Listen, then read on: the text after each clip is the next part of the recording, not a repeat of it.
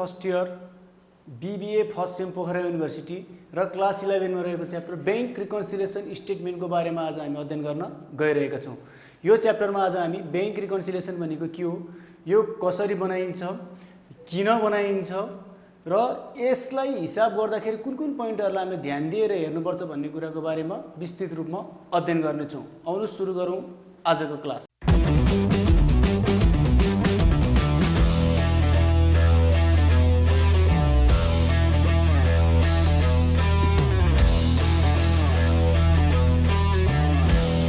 Bank reconciliation स्टेटमेन्टको हिसाब गर्नुभन्दा अगाडि पहिले सुरु हामी बैंक रिकन्सिलिएसनको बारेमा अलिकति बुझौं। यो रिकन्सिलिएसन भनेको के हो भन्दाखेरि रिकन्सिलिएसन भनेको मिलाउने हो। के मिलाउने भन्दाखेरि हाम्रो क्याश बुक र पासबुक अथवा यहाँ क्याश बुकलाई बुक मात्रै भन्छ, पासबुकलाई बैंक स्टेटमेन्ट भनेर बुकहरुमा भन्छ। हाम्रो यो बीबीएहरुमा हामीले गर्दाखेरि क्याश बुक र पासबुकको पैसाको के गर्ने हो भन्दा ब्यालेन्स मिलाउने। यो च्याप्टर भन्दा अगाडि ट्रिपल कोलम क्याश बुक भन्ने च्याप्टर पढेको थियौं। त्यहाँनिर हामीले के बुझेको थियौं भन्दाखेरि हरेक अर्गनाइजेसनहरुमा क्याशको ट्रान्ज्याक्सन हुन्छ। क्याशको ट्रान्ज्याक्सन हुँदाखेरि उसले आफूसँग भएको पैसाहरु बैंकमा ट्रान्ज्याक्सन गरिरहेको हुन्छ अथवा बैंकमा पैसा राख्ने, बैंकबाट पैसा झिक्ने कामहरु, डिपोजिट र विथड्रहरु गरिरहेको हुन्छ। यो बैंकमा पैसा राख्ने क्रममा अर्थात कुनै पनि अर्गनाइजेसनले बैंकसँग कारोबार गर्ने क्रममा विभिन्न कामहरु अथवा विभिन्न कार्यहरुले गर्दाखेरि विभिन्न किसिमको इररहरुले गर्दाखेरि के हुन्छ भन्दाखेरि क्याश बुकको पैसाको ब्यालेन्स र पासबुकको पैसाको ब्यालेन्स मिल्दैन।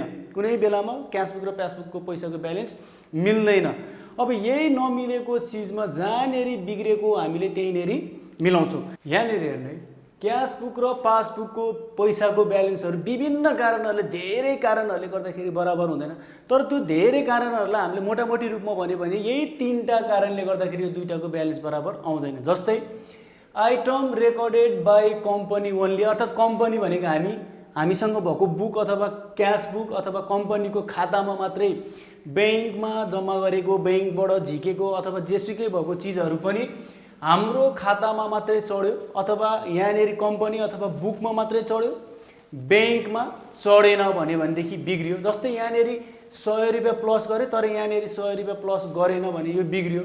यो दोस्रो नम्बरमा चाहिँ item recorded by bank only अर्थात कुनै पनि ट्रान्ज्याक्सन, कुनै पनि कारोबारहरु चाहिँ बैंकमा मात्रै रेकर्ड भयो। अर्थात पैसा जम्मा गरेको हामीले बैंकमा लगेर पैसा जम्मा गरेको बैंकले मात्रै प्लस गर्यो, हामीले चाहिँ यहाँनेरि प्लस गर्न बिर्स्यौं अथवा बैंकबाट हामीले पैसा झिकेको बैंकले मात्रै घटायो, माइनस गर्यो, हामीले माइनस गर्न भुल्यौं भने यो बेलामा पनि बिग्रियो।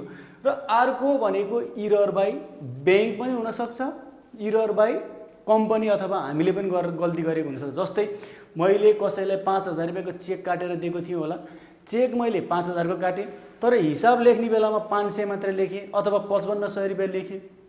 त्यस्तै गरेर बैंकले पनि गल्ती के गर्न सक्छ भन्दाखेरि मैले पैसा जम्मा गरेको, मैले लगेर बैंकमा पैसा जम्मा गरेको 10000 रुपैयाँ जम्मा गरिदिएको, मैले मेरो खातामा यतापट्टि 10000 रुपैयाँ भनेर लेखेँ तर बैंकले त्यहाँनेरि 10000 रुपैयाँ लेख्नु पर्ने ठाउँमा 1 लाख लेखिदियो अथवा 9000 लेखिदियो अथवा 8000 रुपैयाँ लेखिदियो भने त बैंकले बिगारेको हो। त्यही भएर यो इरर बाइ बैंक पनि हुन सक्ला, इरर बाइ बुक पनि हुन सक्ला हो। यो तीनटा मोटामोटी कारणले गर्दाखेरि क्याश बुक र पासबुकको पैसाको ब्यालेन्स बराबर हुँदैन।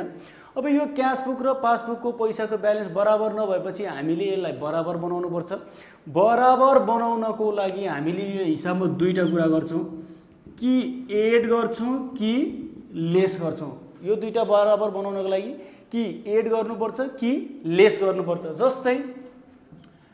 जस्तै बुक र बैंक भनौं, यहाँनेरि जस्तै बुकमा पनि बैंकमा पनि मेरो सुरुको दिनमा खातामा हामीले ट्रिपल कोलम क्याश बुक पढ्दाखेरि balance in hand, balance at bank भन्थ्यौ नि हो। मेरो सुरुको दिनमा बिडी कति थियो भन्दाखेरि 50000 रुपैयाँ थियो, 50000 रुपैयाँ थियो।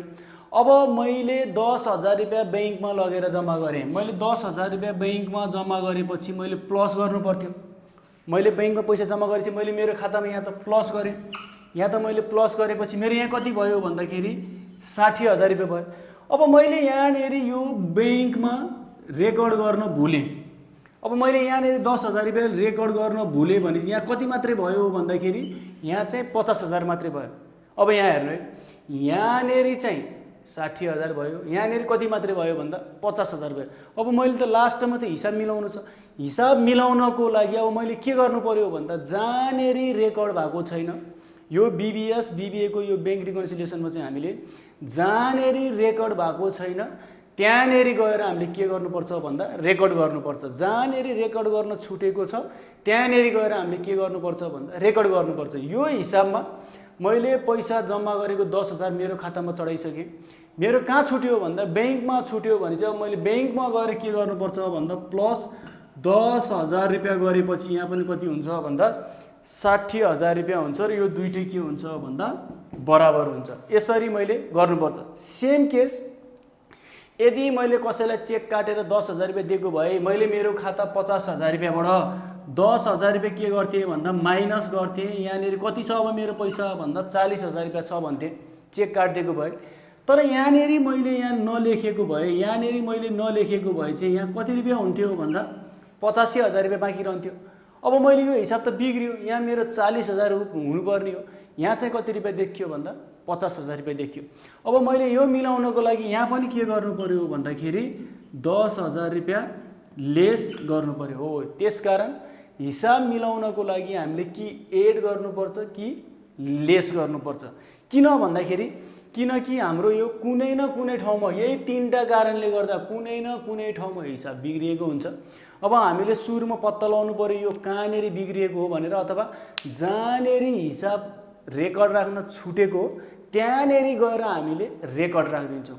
रेकर्ड राख्दाखेरि आएको अथवा इन्कम अथवा आम्दानी भयो भने हामीले प्लस गरिदिन्छौँ, गएको अथवा खर्चहरू भयो भने हामीले के गरिदिन्छौँ भन्दा माइनस गरिदिन्छौँ। प्रायः जस्तो यो पोइन्टहरू म्याक्सिमम हामीलाई इक्जाममा आइरहने प्लस हाम्रो यो क्वेसनमा दोहोरिरहने हुन्छ। यो पोइन्टहरूको बारेमा बुझ्यो भने विस्तृत रूपमा बुझ्यो भनेदेखि हाम्रो हिसाब यो लगभग सकिन्छ। ल अब यहाँनिर हेर्नु है, सुरुमा के भनेछ भन्दा आउटस्ट्यान्डिङ चेक भन्नु आउँछ हामीलाई प्रायः जसो।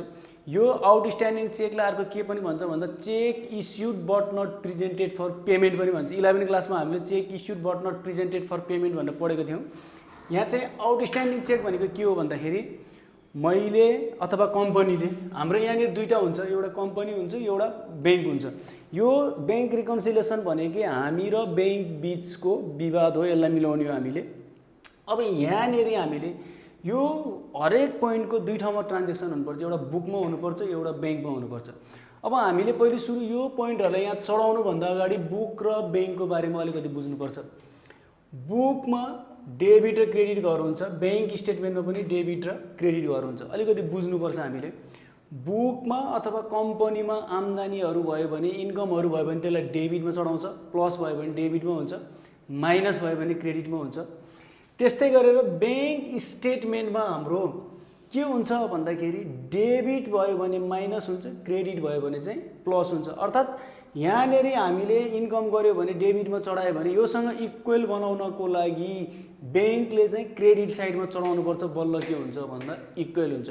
त्यस्तै गरेर हामीले माइनस गर्यो भने, खर्च गर्यो भने, क्रेडिटमा गयो भने योसँग इक्वल हुनको लागि कहाँ आउनुपर्छ भन्दा ब्याङ्कमा डेबिटमा हुनुपर्छ। यो कुरो अलिकति कन्सेप्टको कुरो बुझ्नुपर्छ। आउटस्ट्यान्डिङ चेक भने यसको बारेमा बुझौँ। आउटस्ट्यान्डिङ चेक भनेको के हो भन्दा हामीले कसैलाई पैसा दिनुपर्ने थियो अथवा जेसी गर्नुपर्ने थियो, पैसा दिनको लागि हामीले चेक चाहिँ काट्यौँ, तर त्यो चेक चाहिँ आउटस्ट्यान्डिङ भनेको बाँकी के भुक्तानी हुन बाँकी छ अथवा त्यो चाहिँ भुक्तान ब्याङ्कबाट भएको छैन भनेको खास त्यो यसो कारण आउटस्ट्यान्डिङ चेक भनेको चेक चाहिँ काट्यो तर ब्याङ्कमा पुगेको छैन। अब मैले यहाँबाट कसैलाई एकजनालाई चेक काटेर 20,000 रुपियाँ 50,000 रुपियाँ दिएँ भने मैले के सोच्छु भन्दा मेरो पैसा घट्यो, त्यसले त्यो चेकबाट पैसा साट्छ, अब मेरो यो ब्याङ्कमा घट्यो, मेरो पैसा घट्छ भनेर थाहा पाएपछि मैले मेरो बुकमा के गर्छु भन्दाखेरि माइनस यहाँनिर पैसा गयो भनेर माइनस गरिदिन्छु। ठिक छ, माइनस गर्छु। अब योसँग बराबर हुनको लागि ब्याङ्कले पनि के गरेको हुनुपर्छ भन्दाखेरि यहाँनिर माइनस गरेको हुनुपर्छ, ब्याङ्कले पनि माइनस गरेको हुनुपर्छ। तर यहाँनिर के हुन्छ भन्दा आउटस्ट्यान्डिङ चेक भन्नाले हामीले चाहिँ यहाँबाट माइनस गरेर पठाइसक्यौँ, तर त्यो मान्छेले चेक लिएर गएको मान्छेले 1 दिन 2 दिन 4 दिन 5 दिनपछि मलाई अहिले पैसा चाहिएको छैन 2-4 दिनपछि साट्छु भनेर त्यसले नसाटिकन राख्यो भने हाम्रो यहाँ चाहिँ रेकर्ड भयो, माइनस भयो। तर ब्याङ्कमा चाहिँ माइनस हुन पाएन भनेपछि यो कारणले गर्दाखेरि हाम्रो यो हिसाब त बिग्रियो नि त। यहाँ चाहिँ घटिसक्यो, यहाँ चाहिँ घट्न पाएन। अब हामीले यो ब्याङ्क रिकन्सिलिएसनको रुल अनुसार के गर्छौँ भन्दा जहाँनेरि रेकर्ड भएको छैन त्यहाँनेरि गएर रेकर्ड गरिदिन्छौँ, जे हो त्यही गरिदिन्छौँ। खर्च भयो भने माइनस गरिदिन्छौँ, आम्दानी भयो भने प्लस गरिदिन्छौँ। अब मैले चेक काटेँ भने मेरो पैसा घट्यो भन्न मैले त मेरो बुकबाट त पैसा घटाइसकेँ भन्छ, मैले ब्याङ्कबाट पनि पैसा घटाउनु पर्यो। तर ब्याङ्कले नघटाइदिएपछि हिसाब बिग्रियो। अब मिलाउनको लागि हामी आफैले घटाउनु पर्यो भनेपछि हामीले ब्याङ्कमा गएर के गरिदिन्छौँ भन्दा यो हिसाबमा मिलाउनको लागि यहाँनेरि लेस गर्नुपर्छ हामीले। अब यो बेलामा कहाँ हुन्छ भन्दा ब्याङ्क स्टेटमेन्टमा के हुन्छ भन्दाखेरि लेस हुन्छ। हो आउटस्ट्यान्डिङ चेक आयो भनेदेखि कहाँनेरि लेख्ने भन्दाखेरि ब्याङ्क स्टेटमेन्टमा के गर्ने भन्दा लेस गर्ने। ल अब त्यसपछि आएर डिपोजिट इन ट्रान्जिट भन्ने हेर्नु। डिपोजिट इन ट्रान्जिट भनेको मैले जस्तै हाम्रो कलेजको इक्जाम्पल दिउँ, कलेजमा पैसा उठ्यो, फी उठ्यो, विद्यार्थीहरूबाट पैसा उठ्यो। अब त्यो पैसा लिएर एकाउन्टेन्ट अब जम्मा गर्न जान्छ, जम्मा गर्न पठाएको। तर त्यो के भयो भन्दा उसलाई बाइचान्स केही इमर्जेन्सी काम पर्यो अथवा उसलाई बाहिर कतै जानु पर्यो भनेपछि उसले त्यो पैसा चाहिँ आज लगेर ब्याङ्कमा जम्मा गरेन अथवा ब्याङ्कमा हाम्रो हिसाब आउने बेलामा ब्याङ्कमा जम्मा हुन पाएन भने चाहिँ के भयो भन्दा हाम्रो चाहिँ बुकमा हामीले पैसा बढिसक्यो भनेर पठाइसक्यौँ, पैसा बढिसक्यो भनेर पठाइसक्यौँ। तर ब्याङ्कमा चाहिँ बढेको छैन अथवा प्लस गर्नै पाएको छैन भनेपछि यहाँनिर कहाँनिर छुट्यो भन्दा ब्याङ्कमा छुट्यो। अब हामीलाई के थाहा छ भन्दा जहाँ छुट्यो त्यहीँनिर गएर रेकर्ड गर्ने हो। अब हामी यो हिसाब मिलाउनको लागि ब्याङ्कमा जान्छौँ अनि यहाँनिर प्लस भएपछि ब्याङ्कमा पनि के गरिदिन्छौँ भन्दा प्लस गर्नुपर्छ। यो डिपोजिट इन ट्रान्जिटको केसमा सी नम्बरमा ब्याङ्क सर्भिस चार्ज अनि transfer charge, check issued charge अथवा चेक प्रिन्टिङ चार्जहरू अनेक किसिमको खर्चहरूले गर्दाखेरि पनि हाम्रो के हुन्छ भन्दा हिसाब बिग्रिन्छ। जस्तै ब्याङ्क सर्भिस चार्ज, ब्याङ्कले हामीलाई विभिन्न किसिमको सर्भिसहरू दिए बापत, विभिन्न किसिमको कामहरू हाम्रो गरिदिए बापत के गर्छ भन्दा हामीबाट सर्भिस चार्ज लिन्छ। त्यो पैसा उसले हाम्रो खाताबाट घटाइदिन्छ भनेपछि यो बेलामा ब्याङ्कले यहाँनिर माइनस गरिसक्छ। अब हामीलाई त थाहा हुँदैन। अब हामीलाई थाहा नभएपछि यसो प्रिन्ट आएर ब्याङ्क स्टेटमेन्ट आएर हेरेको यो पोइन्ट त हाम्रो छुटेको रहेछ भने चाहिँ अब हामीले हिसाब मिलाउनको लागि हाम्रो बुकमा पनि के गर्नु पर्यो भन्दा लेस गर्नु पर्यो। बुकमा पनि गएर के गर्नु पर्यो भन्दा लेस गर्नु पर्यो। यो ब्याङ्क सर्भिस चार्ज अनि यो चेक प्रिन्टिङ चार्जहरू यस्तोहरू आयो भनेदेखि हाम्रो के हुन्छ भन्दा यो बुकमा गएर के गर्नुपर्छ यसलाई भन्दा लेस गर्नुपर्छ। नट सफिसियन्ट फन्ड भन्ने चेकको बारेमा यो आयो। अब यो नट सफिसियन्ट फन्ड चेक भने के हो भन्दा कुनै पनि कलेजको विद्यार्थीहरूले अथवा कलेजको स्टुडेन्टहरूले फी तिर्ने बेलामा 1 लाख रुपियाँ फी उठ्यो, फी भयो उसको। अब फी तिर्ने बेलामा उसले पैसा नभइकन 1 लाख रुपियाँको चेक दियो, कलेजले चेक लियो। अब चेक लिइसकेपछि के भयो भन्दा चेक साट्न कलेजले पठाउँछ, कलेजमा ब्याङ्कमा पठाए कलेजले चेक साट्न। चेक साट्न जाँदाखेरि त्यो चेकमा चाहिँ सफिसियन्ट फन्ड छैन भनेपछि के हुन्छ भन्दाखेरि ब्याङ्क त्यो पैसा छैन भने चाहिँ हाम्रो के हुन्छ भन्दाखेरि त्यो विद्यार्थीसँगबाट चेक लिँदाखेरि हामीले पैसा बढेको सर मानेर हाम्रो पैसा आयो भनेर हामीले बुकमा प्लस गरिसकेको हुन्थ्यौँ। तर ब्याङ्कमा साट्न पठाएको ब्याङ्कले चाहिँ इफेक्टै गरेन, ब्याङ्कले रियाक्सन गरेन। अर्थात् ब्याङ्कमा हाम्रो यसले यो पैसै छैन भने चाहिँ नसाटिकन फिर्ता पठाइदियो। अब यहाँनिर के भयो भन्दा त्यो ट्रान्जेक्सन ब्याङ्कमा भएन, ब्याङ्कले त सही गर्यो, त्यो पैसै नहुने कुरा हो, यो त सही छ। हामी कहाँ बिग्रियौँ भन्दाखेरि बुकमा हामीले पैसा हुँदै नभएको चेकलाई, पैसै नभएको चेकलाई हामीले पैसा आयो भनेर यहाँ बुकमा प्लस गरिसकेछौँ। अब मिलाउनको लागि हामीले जहाँ बिग्रियो, अब कि छुटेर बिग्रिन्छ कि बढी लेखेर बिग्रिन्छ कि घटी लेखेर बिग्रिन्छ, तीनटा केसले बिग्रिन्छ भनिसकेँ त मैले। एउटा बुकमा लेख्न छुट्यो भने बिग्रिन्छ, एउटा ब्याङ्क स्टेटमेन्टमा लेख्न छुट्यो भने बिग्रिन्छ, अर्को भनेको इरर, बढी लेख्यो भने घटी लेख्यो भने बिग्रिन्छ भने थियो नि त। हो यहाँ चाहिँ इरर जस्तो देखियो कि यहाँ हुँदै नहुने पैसालाई हामीले यहाँ ब्याङ्कमा बुकमा पैसा हुँदै नभएको पैसालाई हामीले बुकमा इन्कम सर मानेर राख्दैछौँ, यो गलत भयो। अब यो सच्याउनको लागि हामीले बुकमै गएर के गर्नुपर्छ भन्दाखेरि लेस गर्नुपर्छ। त्यही भएर नट सफिसियन्ट फन्डलाई हामीले बुकमा गएर के गर्छौँ भन्दा लेस गर्छौँ। यो नट सफिसियन्ट फन्डलाई बुकमा गएर के गर्छौँ भन्दा लेस गर्छौँ। अब त्यसपछि इन्ट्रेस्ट अन भन्यो। इन्ट्रेस्ट अन भनेको आम्दानी हो। यो इन्ट्रेस्ट अन गरेपछि ब्याङ्कलाई महिना मर्छ, 2 महिना 3 महिना 6 महिना कतिमा हुन्छ ब्याज दिन्छ। ब्याज दिएपछि हाम्रो ब्याङ्कमा के हुन्छ, पैसा बढ्छ, तर हामीलाई थाहा हुँदैन। अब यो बेलामा हाम्रो हिसाब मिलाउनलाई के गर्नुपर्छ भन्दाखेरि यसलाई बुकमै के गर्नुपर्छ भन्दाखेरि एड गर्नुपर्छ। ब्याङ्कमा त एड भइसक्यो, अब यसलाई मिलाउनलाई के गर्नुपर्छ भन्दाखेरि ब्याङ्कमा एड भइसकेपछि बुकमा लगेर के गर्नु पर्यो भन्दा एड गर्नु पर्यो। इलेक्ट्रोनिक फन्ड ट्रान्सफर एउटा यो पोइन्ट आयो। इलेक्ट्रोनिक फन्ड ट्रान्सफर अहिले मोबाइल ब्याङ्किङ छ। कुनै स्टुडेन्टले पैसा दिनुपर्ने, फी दिनुपर्ने पैसा हाम्रो खातामा पैसा चेक नदिकन उसले डाइरेक्ट मोबाइल ब्याङ्किङबाट ट्रान्सफर गरेर हाम्रो खातामा पैसा पठाइदियो। अब हामीले त्यो पैसा इलेक्ट्रोनिक फन्ड ट्रान्सफर गरेको पैसा हामीले पाइसकेपछि, इलेक्ट्रोनिक फन्ड गरेको पैसा पाइसकेपछि हाम्रो के हुन्छ भन्दाखेरि ब्याङ्कले त पैसा आयो भनेर एड गर्छ, ब्याङ्कले त पैसा आयो भनेर एड गर्छ, तर हामीलाई त त्यो कुरा त थाहा हुँदैन, कसले कहाँ दियो भन्ने कुरा थाहा हुँदैन स्टेटमेन्ट नहेरेसम्म। अब स्टेटमेन्ट हेरेको इलेक्ट्रोनिक फन्ड ट्रान्सफर गरेर 1 लाख रुपियाँ कसैले दिएको रहेछ भनेपछि अब यो कुरा त हाम्रो त बुकमा त थाहा छैन। अब मिलाउनको लागि यहाँनिर हामीले के गर्छौँ भन्दा बुकमा गएर के गर्छौँ भन्दा एड गर्छौँ। बिबिए फर्स्ट सेम पोखरा युनिभर्सिटीको 2007 फलमा भएको क्वेसन मैले सोल्युसन गर्न गइरहेको छु।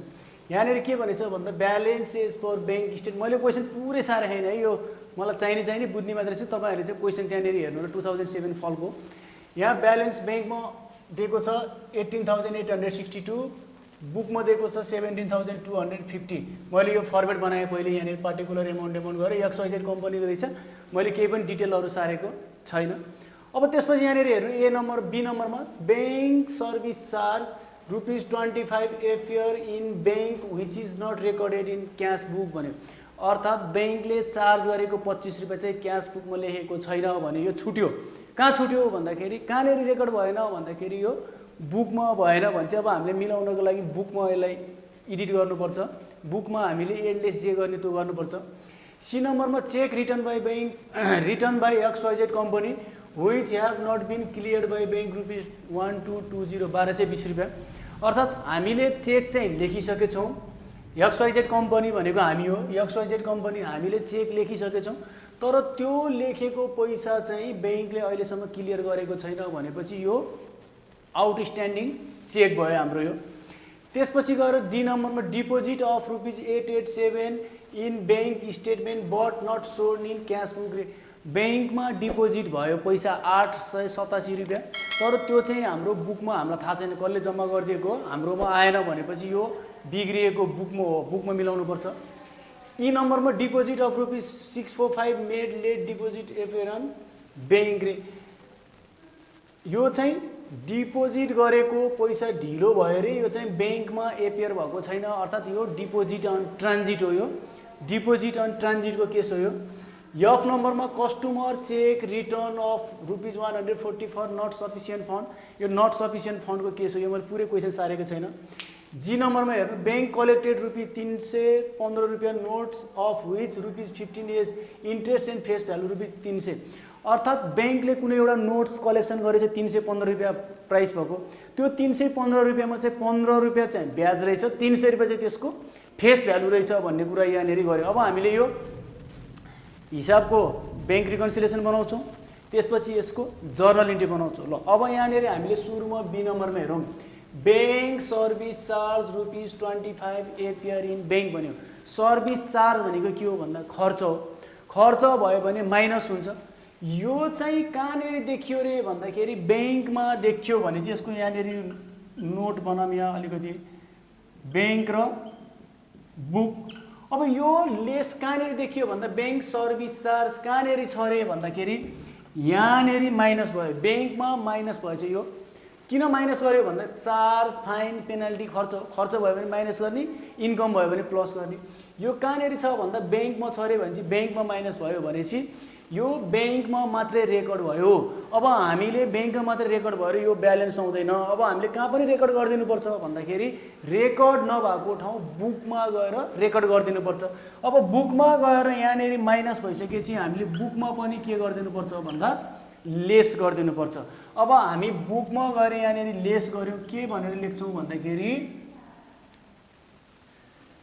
ब्याङ्क सर्भिस चार्ज भनेर यहाँनिर सर्ट फर्म लेखिदियो भयो।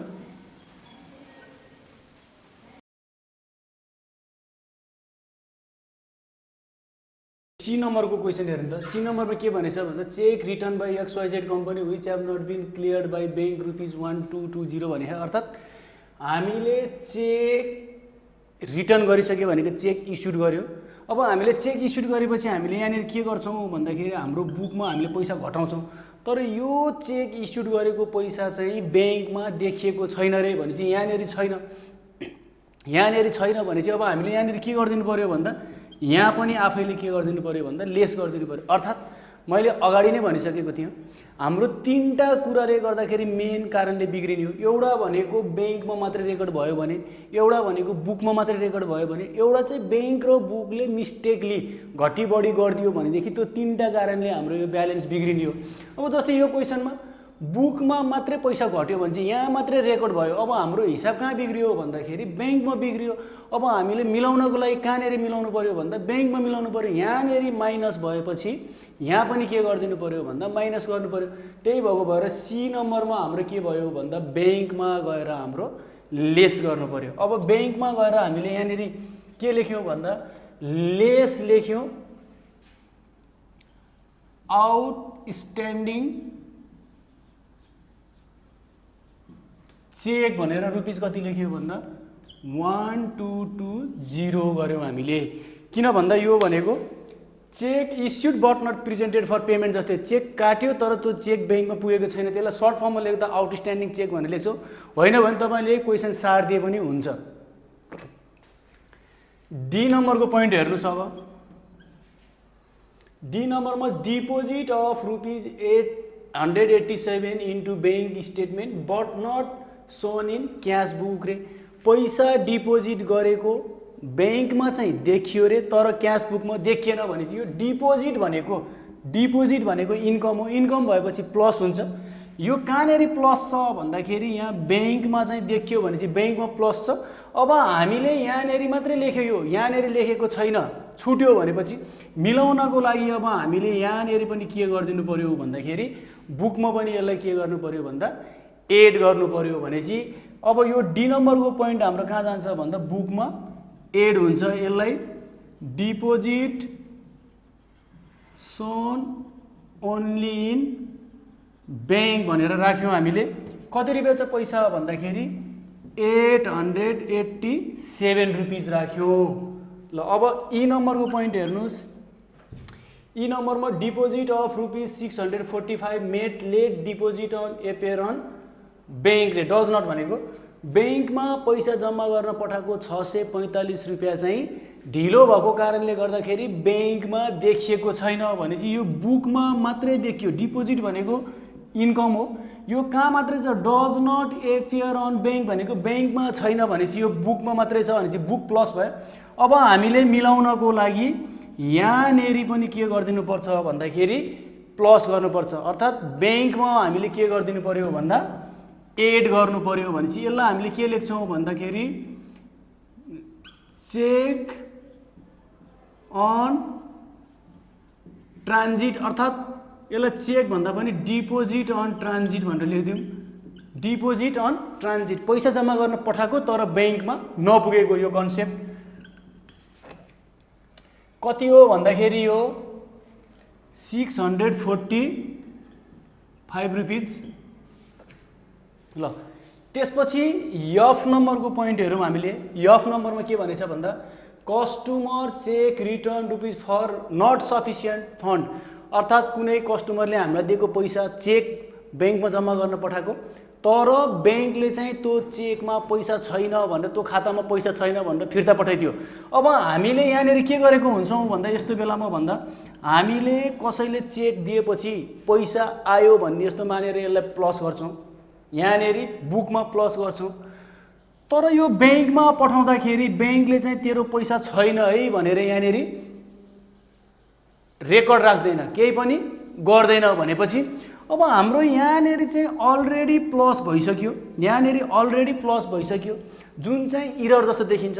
यहाँनिर अलरेडी प्लस भइसकेपछि अब यो चेक हामीलाई फिर्ता आइसकेपछि त हाम्रो पैसा त बढेको त होइन नि त, चेक हामीलाई फिर्ता आइसकेपछि त अब हामीले यो मिलाउनलाई के गर्नुपर्छ भन्दाखेरि यहाँनिर माइनस गर्नुपर्छ। त्यही भएको भएर यो हिसाबमा के गर्नु पर्यो भन्दाखेरि बुकमा गएर यसलाई के गर्नु पर्यो भन्दा लेस गर्नु पर्यो। बुकमा गएर हामीले लेस गर्नु पर्यो, के लेख्ने भन्दा not sufficient fund, not sufficient fund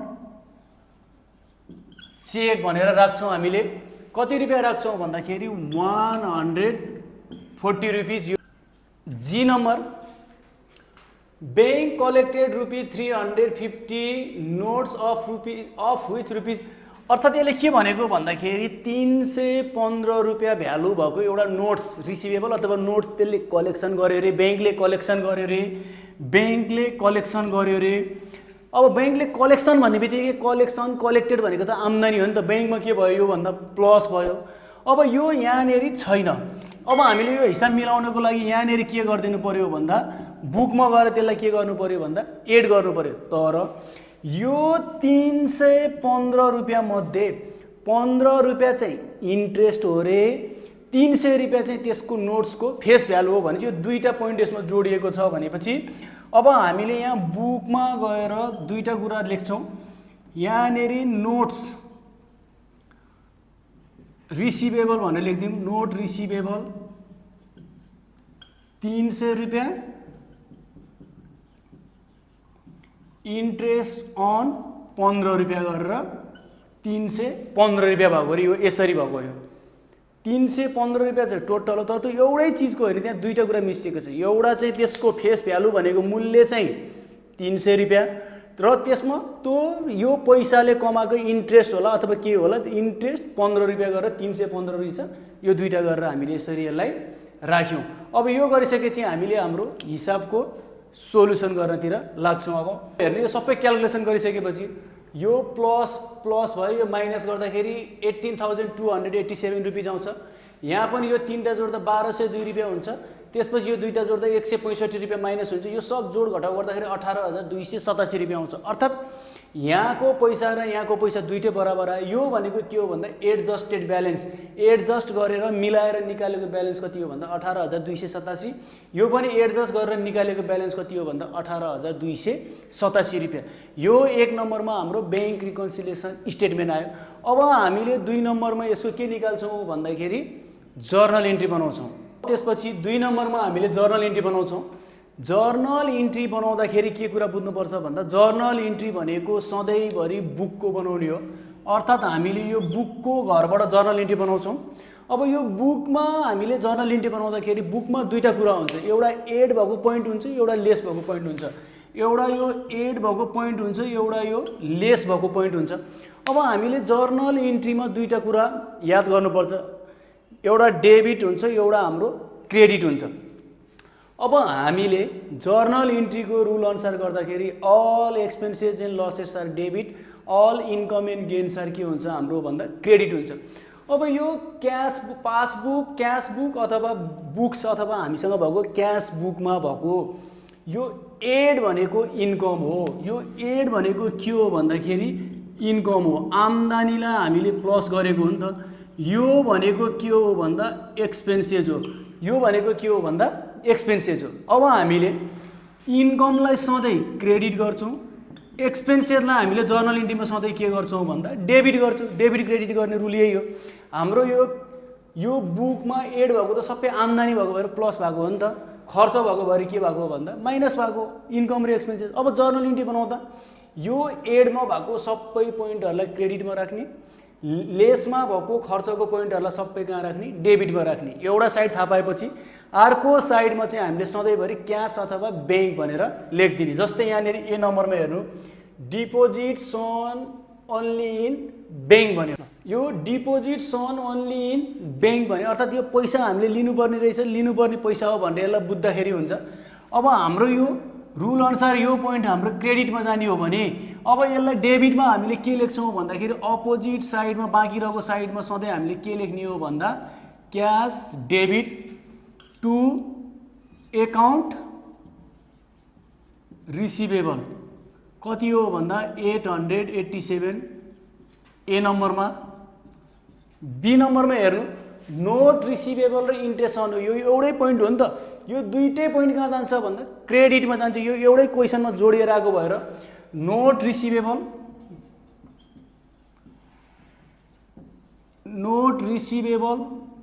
300, interest income 15 रुपियाँ।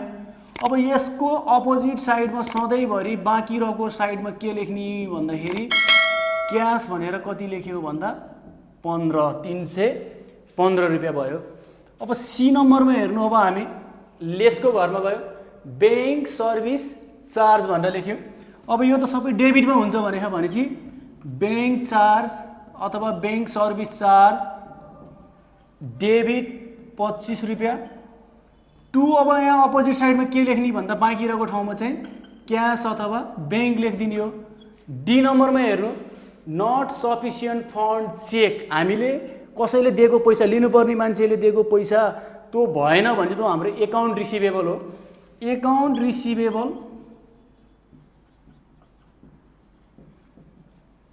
Receivable debit to. अब अपोजिट साइडमा त के लेख्ने हो भन्दा सधैँ क्यास लेखिदिने हो। कति रुपियाँ भन्दा 140।